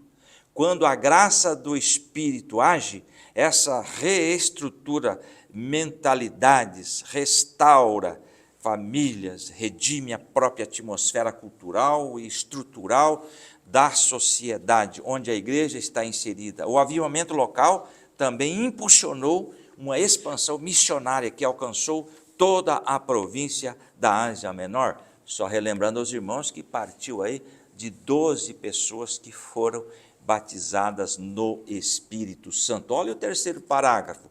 O mover do Espírito produziu ensino fiel da palavra, arrependimento genuíno, abandono visível do pecado, lá em Joel 2:12-17, impactando estruturas culturais e econômicas. Depois do terceiro parágrafo que eu trouxe aqui, em Joel do capítulo 2, do 12 ao 17, o profeta convoca o povo a um arrependimento sincero, não apenas baseado em aparência ou rituais.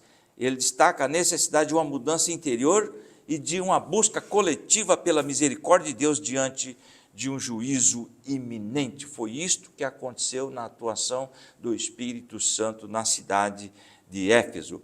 Veja bem, queridos irmãos, temos ainda este último parágrafo que nós vamos somente ler, não é? O resultado foi santidade prática, restauração de lares e profundo impacto social. Ou seja, a derramamento do Espírito Santo atuou em todas as áreas da cidade de Éfeso. Veja bem que mudança houve naquele local. Muito bem, o avivamento começa por pessoas, né? Sempre com pessoas, não com estruturas, né? Sempre com pessoas, instruídos corretamente acerca de Cristo, depois batizados em nome do Senhor Jesus, depois revestidos pelo poder do Espírito Santo, ainda capacitado com línguas e profecias, e por fim inseridos num processo perseverante de formação. Glória Aí a as Deus. transformações, elas de fato acontecem.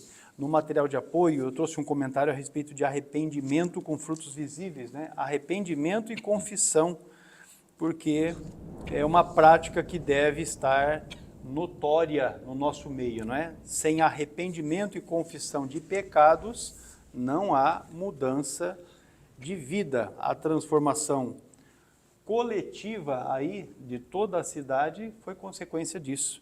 Muito bem, o subponto 2 diz exemplos históricos do derramamento do Espírito Santo. Aí na lição, irmãos, está só citado tópicos, né? Cita o Pentecostes, cita o País de Gales, cita a Rua Azusa, cita a questão do Brasil, mas no material de apoio nós ampliamos o comentário a respeito de cada um desses avivamentos que estão descritos aí. Primeiro, o Pentecostes, que é o padrão bíblico, não é fundamental. O primeiro, o derramamento que inaugurou a igreja atual, né? O Pentecostes não vamos colocar assim, exclusivamente ou tão somente um exemplo histórico entre outros tantos, mas ele é o acontecimento fundamental. Veja que no derramamento do Espírito Santo em Pentecostes houve cumprimento da promessa divina, houve batismo no Espírito Santo, línguas concedidas sobrenaturalmente, houve proclamação cristocêntrica, porque a mensagem foi pregada, houve também convicção de pecados, houve conversões, houve comunhão, perseverança doutrinária e testemunho público. Então, eu acho que o movimento de avivamento de Pentecostes foi fundamental. E o que acontece nos movimentos de avivamento posterior ao de Atos capítulo 2, na verdade não são novos Pentecostes, não é? Não são, no sentido histórico e muito menos redentivo. O Pentecostes de Atos 2 foi o único, um evento que inaugurou a igreja, é a era do Espírito Santo inaugurada ali, contudo a promessa ela permanece disponível. A igreja continua necessitando de revestimento, de enchimento e de renovação. Quando nós falamos do avivamento no país de Gales, que está aí na revista, o avivamento do Espírito Santo produziu conversões e transformação social, não é? O movimento que ocorreu entre 1904 e 1905 ficou associado à intensa oração, confissão, evangelização e numerosas conversões. Evan Roberts tornou-se um dos nomes mais conhecidos do movimento, embora nenhum tipo de avivamento pode ser atribuído a uma pessoa exclusiva, porque não é. Certamente haviam pessoas orando, buscando e tal, mas ele se tornou um referencial por causa da sua postura, por causa da sua posição. Não é? Relatos históricos descrevem reuniões prolongadas, forte consciência da presença de Deus, reconciliações pessoais, alterações perceptíveis em determinadas comunidades. Ou seja, as pessoas se perdoavam entre si, isso crentes, né? Isso não é gente que era incrédula, é os próprios crentes, gente. Meu Deus do céu, sangue de Jesus tem poder. Não é? Se reconciliavam e vida seguia. Todavia é preciso evitar relatos populares exagerados ou impossíveis de verificar. O valor principal que nós temos aqui nesse episódio do país de Gales diz respeito a recordar que a renovação espiritual que foi produzida ali produziu de fato um autêntico quebrantamento, uma mudança, né, de vida, abandono de pecado, olha só que coisa, restauração de relacionamentos, oração, evangelização e consciência de santidade divina. A lição cita também o avivamento da Rua Azusa, do qual nós, Assembleia de Deus, somos originários, né? Rua Azusa, número 312, o endereço emblemático na história da igreja lá na cidade de Los Angeles, nos Estados Unidos. Tornou-se o principal centro de difusão do pentecostalismo no início do século XX. A liderança deste movimento estava sobre a vida de William Seymour, e as reuniões que ele realizou a partir do ano de 1906, não é? Foram marcadas pela busca do batismo com o Espírito Santo, glossolalia, oração, testemunhos e impulso missionário. A Rua Azusa não foi o único centro do pentecostalismo nascente, mas exerceu influência decisiva sobre a expansão internacional.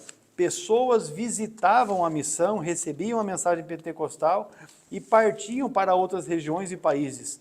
A lição relaciona o país de Gales à Rua Azusa. A lição, né, essa lição que nós estamos estudando, ela relaciona o país de Gales, a Rua Azusa e o início do movimento pentecostal no Brasil, além de outros movimentos posteriores, como exemplos de movimento de renovação espiritual. O derramamento pentecostal no Brasil, que está relacionado aí a partir de 1910, e gerações de fato têm sido marcadas, não é, por este derramamento. 1910 coincide com a chegada de Luís de Franciscon, que participou da formação da Congregação Cristã no Brasil.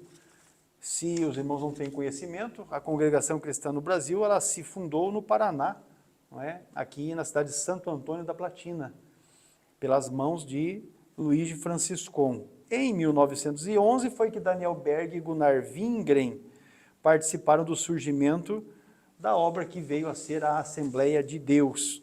Portanto, mencionar, conforme está na lição desde 2010, contemplar um início bem amplo do pentecostalismo aqui no Brasil, especificamente quanto à Assembleia de Deus, que tem a sua fundação em 1911 na cidade de Belém do Pará. O crescimento assembleiano esteve relacionado a algumas características fundamentais, então está enumerado aqui, ó. Ênfase no batismo no Espírito Santo, atualidade dos dons espirituais, evangelização pessoal, plantação de igrejas, participação ativa dos crentes, alcance das camadas populares, envio de obreiros para regiões distantes, centralidade da Bíblia. Então, esse um dos movimentos. Recentemente, no ano de 2023, houve um movimento ali em Asbury, nos Estados Unidos, não é? Que numa universidade estava acontecendo uma reunião, não é? E aquela reunião ela se estendeu por vários dias, o que fez com que estudantes e visitantes fossem atraídos para aquele auditório ali na faculdade. O evento foi caracterizado por oração, louvor, confissão de pecados, testemunhos e busca espiritual. Ou seja, quando esse conjunto de coisas estão ligados, vem o avivamento, sim, o Espírito Santo trabalha, Deus age, ele derrama o seu Espírito Santo, não é? Jesus ensinou que a árvore é conhecida pelos seus frutos. Portanto, é necessário observar fidelidade às Escrituras, centralidade de Cristo, arrependimento, santidade, perseverança e transformação, além de compromisso missionário. Isso em despertamentos que, porventura, aconteçam. Se estiver acontecendo algum movimento e não tiver essas características, pode ficar atento, porque não é coisa produzida por Deus, é coisa produzida por homens. A menção aqui que a gente faz a esse evento lá de Asbury, que está na lição, né, este movimento faz com que a gente recorde que a igreja continua clamando por uma atuação renovadora do Espírito Santo. Porém, nenhum movimento histórico ou ainda atual, contemporâneo, substitui o padrão doutrinário que nós temos aqui em Atos dos Apóstolos. Então, como você avalia um avivamento atualmente? Aleluia, porque nem toda agitação religiosa, né, é um avivamento. O genuíno derramamento do Espírito Santo deve apresentar marcas que são compatíveis com a Escritura, e nós estamos estudando a respeito disso aqui na lição. Cristo tem que ser glorificado, a palavra ela deve ser honrada, a palavra de Deus, o pecado tem que ser confrontado, a santidade deve ser cultivada, ou seja, como uma regra, um padrão de vida, a igreja ela é edificada, a missão, os atos missionários, a atividade missional da igreja tem que ser impulsionada e os frutos têm que ser permanentes. Não é? Se um movimento não tem frutos permanentes, então certamente o avivamento não está sendo algo produzido pelo Espírito. Pastor Adolfo. Muito bem, vamos lá para o tópico 13, o subponto 3. Temos 2 slides para encerrar esta pré-aula de número 7. O tópico 3, o subponto 3, fala lá o derramamento do Espírito e a missão da igreja. Em Éfeso, o derramamento do Espírito não permaneceu restrito à cidade, tornou-se fonte de expansão missionária para toda a Ásia Menor, Atos 19 e 10. O pastor comentou aqui nos slides anteriores o derramamento do Espírito Santo ao longo da história, e está ocorrendo até hoje, está ocorrendo o derramamento do Espírito Santo, porque a obra de Deus em missões continua. Glória a Deus. Tá certo? Veja bem, depois desse primeiro parágrafo lido, eu trouxe aqui, avivamento local transformou Éfeso na principal base missionária do apóstolo Paulo. A presença do Espírito Santo gerou conversões tão profundas que a igreja local não apenas cresceu, mas enviou discípulos para evangelizar toda a província da Ásia Menor. Ou seja, o derramamento do Espírito Santo estimulou a igreja a fazer missões. Que coisa interessante. Avivamento é fazer missões. Veja bem o segundo parágrafo. Todo mover genuíno do Espírito desperta a igreja para a grande comissão. Trouxe um adendo sobre isso. Um avivamento autêntico vai além de experiências espirituais pessoais, onde as pessoas ficam rodopiando e caem e pulam. Vai além disto, tá certo? Não é? E algumas manifestações, eu posso dizer, nem é manifestação do Espírito Santo. Vou ler de novo. Um avivamento autêntico vai além de experiências espirituais pessoais. Ele impede a igreja para fora das suas 4 paredes.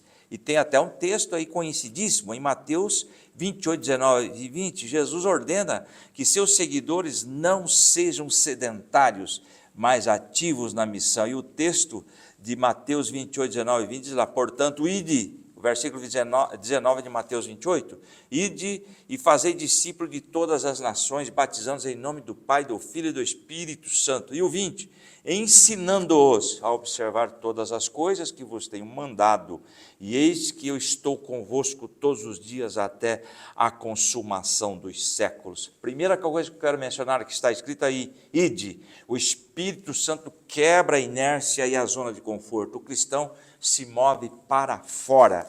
E outra colocação, que nós lemos aí, fazei discípulos, a meta não é apenas converter, mas instruir e integrar pessoas à semelhança de Cristo, ensinar como se vive o Evangelho. E tem outra colocação aí, batizando-os. O mover autêntico conecta o crente à comunidade local, à igreja, selando sua fé, ou seja, a união, a comunhão. E tem a última colocação que nós lemos aí nesses textos, ensinando-os.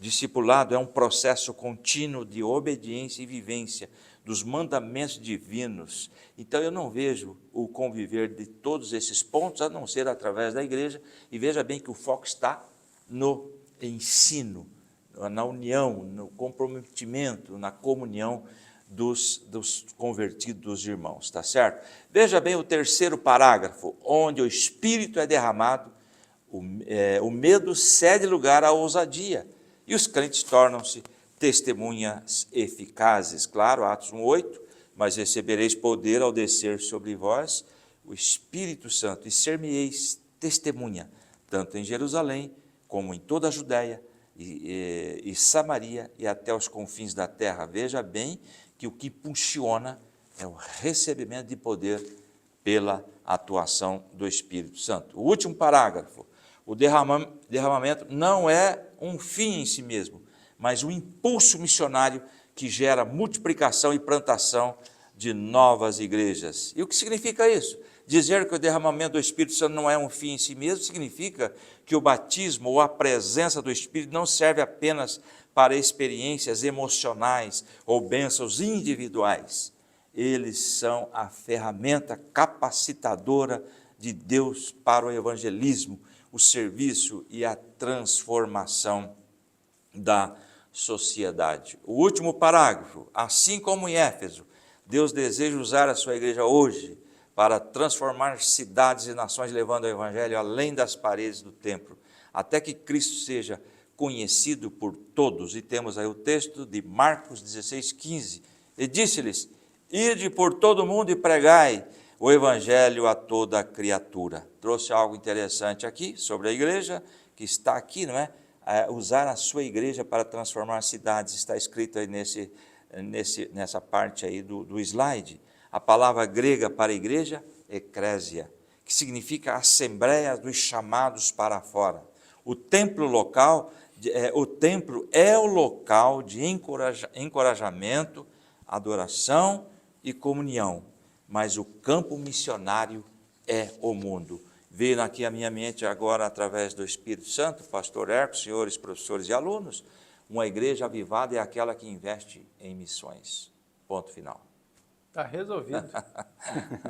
A grande comissão de Mateus, o pastor Adilson até mencionou aqui, está em Mateus capítulo 28, ela não ordena que o mundo entre para dentro dos templos. Exato. Mas ela ordena que a igreja alcance o mundo. Né? Então, quatro paredes. Eu acho que fica bem claro para a gente essa mensagem aqui. Por meio da igreja, o Espírito impacta as nações e impulsiona a missão ainda hoje.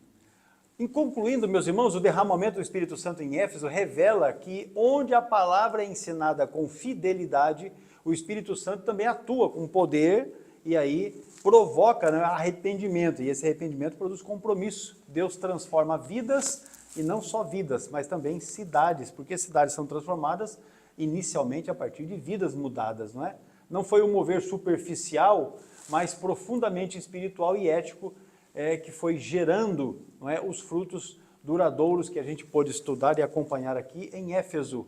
O evangelho ali na cidade foi anunciado com ousadia, foi vivido em santidade e ainda confirmado com poder. E isso também é uma realidade para as nossas igrejas, para as nossas cidades atualmente. Essa mesma obra o Senhor deseja realizar hoje em sua igreja, na minha igreja, em nossa igreja, quando permanecemos fiéis e sensíveis à sua ação. Então eu quero deixar aqui uma dica. Às vezes o seu pastor não tem essa visão, não é? Então o que é que você precisa fazer? Você precisa reunir um grupo da igreja e começar a buscar a Deus em oração, em estudo da palavra, não para dividir a igreja, mas para fortalecer os alicerces da igreja e envolver todos os crentes, bem como a liderança, caso seja essa a situação na igreja que você está, para que vocês possam experimentar mudança de vida, transformação, avivamento de fato. Agora, se o seu pastor tem essa visão, ele já faz isso, mas você não se agregou a ele ainda, então eu vou dizer para você, irmão, em nome de Jesus, se junte ao seu pastor, passe a buscar, se tem um tempo de oração, se tem um período de oração, faça isso. Recentemente eu estava fazendo uma viagem por alguma região do Brasil, que eu não quero mencionar aqui agora, e eu cheguei para visitar um pastor, e o horário era já um horário um pouco avançado, logo depois do horário de almoço, era 1 e alguma coisa, porque eu procuro, quando viajo, não visitar ninguém na hora do almoço, e muito menos na hora da janta, porque acho que não é de boa educação, especialmente se você não é convidado, né? Mas eu cheguei na igreja, e eu vi que a porta da igreja estava aberta, e eu entrei, e ali havia um grupo de irmãos e irmãs que estavam orando. Eram 5 ou 6 pessoas, não me recordo bem certo agora, que estavam orando, e eles tinham um propósito na oração. Tanto que eu entrei, aí eles iam interromper a oração para me atender, eu falei, não, eu vou participar da oração. Sentei e me participei da oração, daquele momento, durou meia hora, 40 minutos, e eu participei com eles, depois eu me apresentei a respeito do que eu estava lá. Mas, enfim, um grupo de irmãos estava orando, buscando a Deus. Obreiros e irmãs estavam ali consagrando a Deus, buscando exatamente isso, avivamento, cura e resolução de problemas, eram os temas que eles estavam orando naquele dia. Depois o casal que me atendeu me informou que cada dia aquela oração tem um temário diferente, não é? Mas faça isso. Se a sua igreja já tem esse grupo de oração, se envolva nesse grupo de oração, no grupo de estudo bíblico. Se tem um dia de culto que é para ensino da Bíblia, além do domingo da escola dominical, participe, se esforce, pague o preço, porque nós estudamos isso aqui, a pregação, o ensino da palavra é que vai trazer o avivamento, porque o ensino produz fé, e a fé é o que é necessário para que a gente possa ter essa relação mais aproximada com o Senhor. Então aproveite estas oportunidades e seja abençoado, mas também seja um canal de bênção na sua igreja, na sua casa, na sua comunidade, na sua cidade, não é? Porque a mudança aí vai começar através de você, da sua própria mudança em primeiro lugar. Pastor Adolvilson. Muito bem, olha aqui, o próximo assunto está aí já, ó. A despedida em Éfeso entre lágrimas e alertas. Eu creio que o povão tinha um carinho especial pelo pastor Paulo. Com certeza. E agora chegou o momento da despedida. Não perca a lição de número 8, está certo? Aguardamos você em nome de Jesus até a próxima aula, se assim Deus quiser. Muito bem. Deus abençoe você, a sua casa, a sua família, o seu ministério, a sua igreja. Não é? Que tudo quanto você realizar no Senhor seja uma benção. Até a próxima aula. Deus abençoe e a paz do Senhor.